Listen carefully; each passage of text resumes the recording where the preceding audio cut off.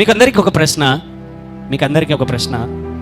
ఇన్ని సంవత్సరాల చరిత్ర జరుగుతున్నది కదా, ఆదాము నుంచి భూమి కలగజేయబడినప్పటి నుంచి ప్రపంచ చరిత్ర. మనమందరం ఎక్కడుండాలని మనం కోరుకోవాలండి? ఇంత జరిగింది కదా, ఒకవేళ నీకు అవకాశం వస్తే ఇంత చరిత్రలో ఎక్కడుండాలని నువ్వు అనుకుంటావు? ఎక్కడ? అందరూ కూడా ఏం చెప్పండి, గట్టిగా చెప్పండి. మనము ఎక్కడుండాలని కోరుకుంటాం? మనం అందరం ఆదాం దగ్గర ఉండాలని కోరుకుంటామా? పోనీ ఆదాం తర్వాత జలప్రలయం దగ్గర ఉండాలని కోరుకుంటామా? అస్సలు కోరుకోం. జలప్రలయం దగ్గర కోరుకుంటామా ఎవరైనా?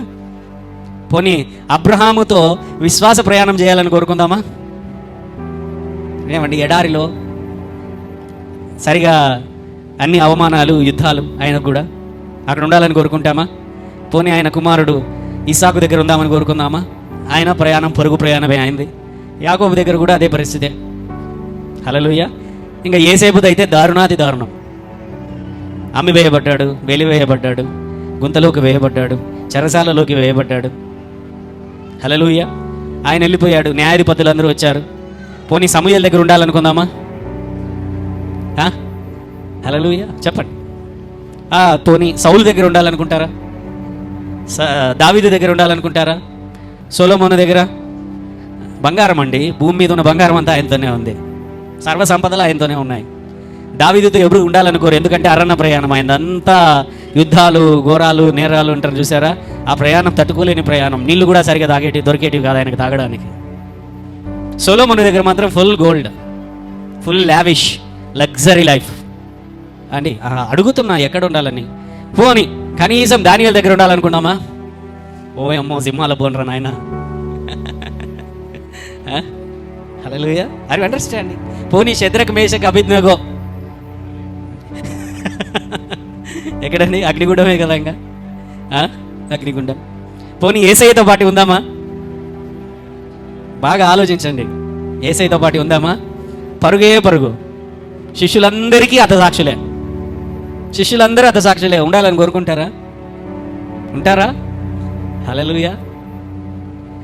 అందరం కోరుకునేది ఎక్కడో తెలుసా? యేసయ్యతో పాటు పరలోకంలో ఉండాలని మనం అందరం కోరుకుంటాం. హల్లెలూయా. సువార్త ఏంటంటే, ఎందరైతే ఆయన మీద విశ్వాసం ఉంచారో, హృదయంలో నమ్మి విశ్వసించి నోటితో పలికారో, వారందరూ కూడా ఆయనతో పాటు పరలోకంలో ఉండబోతున్నారు. హల్లెలూయా. అయితే నేనైతే మాత్రము ఒక్క చోట ఉండాలని కోరుకుంటున్నాను. ఆ ప్రయాణములలో ఎక్కడో తెలుసా? గెత్సెమనే తోటలో. ఎక్కడ? యేసయ్య పరిచర్య దినములలో కాదు, యేసయ్య మరణించి తిరిగి లేచిపోయిన తర్వాత కాదు, శిష్యులతో కూడా కాదు.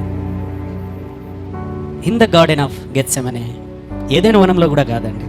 Very wonderful garden that is, but this garden very painful garden. ఈ గెత్సెమనే తోటలో ఉండాలని నేను కోరుకుంటున్నాను. హల్లెలూయా. ఎందుకో తెలుసా? This is the place. ఈ చోట ఏంటనంటే యేసయ్య తన హృదయాన్ని తెరిచిన చోటు, తన హృదయము పగిలిపోయిన చోటు, బహు దుఃఖముతో, విచారముతో, ఆవేదనతో, బహు చింతాక్రాంతుడై, భారము, ఆవేదన పట్టుకొనలేక తన చెమట రక్తముగా, కన్నీటి బొట్లుగా, రక్తపు బొట్టులుగా మారినటువంటి చోటు. హల్లెలూయా. అర్థమవుతున్నదా నేను చెబుతున్నటువంటి మాటలు? అన్ని సంతోషంగా ఉన్నప్పుడు అందరూ ఉంటారండి, అవునా? కానీ బాగా ఆవేదనలో, గుండె పగిలి, వెన్నుపోటు పొడవబడి, నా అనుకున్నటువంటి వారే, నమ్మిన వారే మోసము చేసినప్పుడు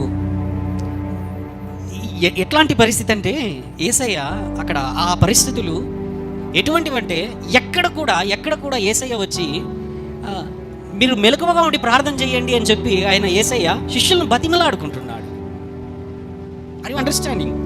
so this is a victorious day. Good Friday అనేది ఒక క్రైస్తవుని జీవితంలో ఒక శుభకరమైన దినం. ఎస్, ఒక విజయము దేవుడు మనకు అనుగ్రహించడానికి తాను బలి అయిన దినం.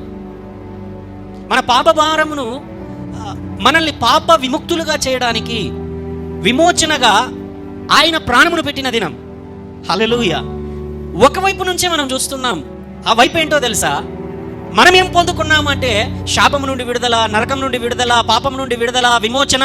అది మనకు అవసరం, దాన్నే మనం చూస్తున్నాం. ఇంకొక వైపు ఉంటున్నది యేసయ్య హృదయము, ఆయన కార్చిన కన్నీరు, ఆయన పడిన ఆవేదన, ఆయన అనుభవించినటువంటి మరణ రోదన, ఆయన తను నమ్ముకున్న, తను ప్రేమించినటువంటి, ఎన్నుకున్నటువంటి శిష్యుడైనటువంటి ఇస్కరియోతు యూదా వెన్నుపోటు పొడిచిన దినం అది. హల్లెలూయా. తన యొక్క వెన్నుపోటు పొడిచినటువంటి తన శిష్యుడు ముద్దు పెట్టుకొని మరీ అప్పచెబుతున్నటువంటి దినం అది.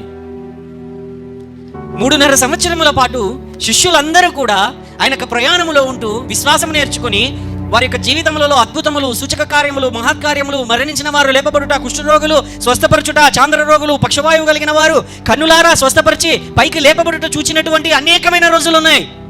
కానీ ఆ గుడ్ ఫ్రైడే, ఆ శుభ శుక్రవారం, హల్లెలూయా, వాళ్ళందరూ కూడా ఆయనను విడిచి పారిపోయిన రోజు. Are you understanding? మనకేం కనబడుతున్నది? యేసయ్య సిలువలోకి వెళ్తున్నాడు, నాకు విమోచన, రక్తము కార్చబడింది, నాకు విడుదల వచ్చింది అనేదే మనం చూస్తున్నాం ఒకవైపున. అయితే ఆయన కోణంలో మనం ఆలోచిస్తే తన చెమట రక్తపు బిందువులుగా మారినటువంటి రోజు. తన శిష్యులను బతిమలాడి ప్రార్థన చేయండి అని నా కొరకు 3 సార్లు ఇక్కడ ఇంతకుముందు మనం చదువుకున్నాం. వారి దగ్గరికి వెళ్ళి ప్రార్థన చేయండి అన్నాడు, ఆయన ప్రార్థనకి వెళ్తున్నాడు. రెండవ మారు ప్రార్థనకి వెళ్తున్నాడు, మళ్ళీ వారి దగ్గరికి వస్తున్నాడు, ప్రార్థన చేయండి అంటున్నాడు. మళ్ళీ 3వసారి దేవుని దగ్గరికి వెళ్ళి ప్రార్థన చేస్తున్నాడు, మళ్ళీ వెనకకి వచ్చి ఇంకా ప్రార్థన చేయడం లేదా, మీరు ఇంకా నిద్రపోతున్నారా? హల్లెలూయా. అంతలోనే ఇస్కరియోతు యూదా వచ్చి ముద్దు పెట్టుకొని అప్పచెబుతున్న రోజు. అంతలోనే అక్కడ వచ్చినటువంటి సైనికులు, ఆయనను పట్టుకోవడానికి వచ్చినటువంటి సైనికులు దాదాపుగా 200 నుంచి 300 మంది. ఎంతమంది? ఏదో మనం ప్యాషన్ ఆఫ్ క్రైస్ట్లోనో లేకపోతే ఏదైనా యేసు మూవీలోనో చూపించినటువంటి 10-20 మంది సైనికులు కాదు. వివరిస్తాను. More than 200 to 300 members of the soldiers అందరూ వచ్చారు ఆయన పట్టుకోవడానికి. It's very painful thing. సంఖ్యలతో ఆయన బంధించి లాక్కొని వెళ్తున్నారు. ఆయన ముఖం మీద కొట్టిన రోజు, ఆయన కళ్ళకు గంతలు కట్టి, లేకపోతే ఆయన మీద మొత్తి ఆయన చంపక చెల్లుమని కొట్టి, ఓ ప్రవక్త, ఓ క్రీస్తు, నువ్వు దేవుడు అయితే చెప్పు, ఎవరు నిన్ను కొట్టారో? ఆయన కోణంలో నుంచి నేను మాట్లాడుతున్నానండి. ద మోస్ట్ పెయిన్, సర్వ సృష్టిని కలగజేసినటువంటి సృష్టికర్త సూర్యచంద్ర నక్షత్రములను, ఆ యొక్క విశ్వములో ఉన్న ప్రతి నక్షత్రమును he calls by their names, వాటి పేర్లతో పిలువబడినటువంటి సర్వశక్తివంతుడు, వాటికి పేర్లు పెట్టినటువంటి వాడు ఒక నేల మీద సంఖ్యలతో లాగబడుతూ, గంతలు కట్టబడి, ఆయనను కొడుతూ, ఆయన అవమానిస్తూ, ముళ్ళ కిరీటమును ఆయన మీదకి తీసుకొని వచ్చి పెట్టి, ఆ ముళ్ళ కిరీటాన్ని మెండినప్పుడు అర్థమవుతున్నదా ఆయన పడినటువంటి ఆవేదన?